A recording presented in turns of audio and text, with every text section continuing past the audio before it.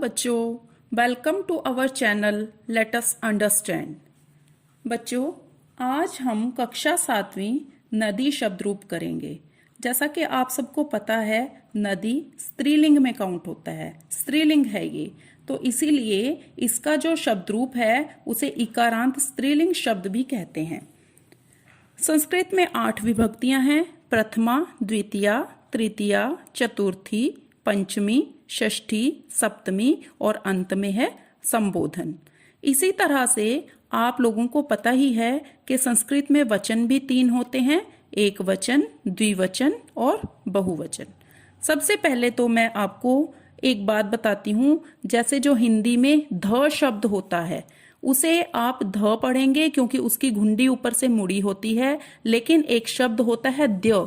एक तो द और य, लेकिन एक उसी ध की तरह से ही द्य होता है, उसमें एक अक्षर होता है, ऊपर वन लगा होता है, तो वो हम उसे द्य पढ़ेंगे। जैसे कि मैं आपको अभी पढ़ना सिखाती हूँ। नदी, नद्यऊ, नद्य है, नद्य के आगे विसर्गे हैं तो नद्य है। नदीम, नद्यऊ, नदीह, नद्या, नदीभ्याम, नदीभी, भी के आगे भी विसर्गे आएंगी।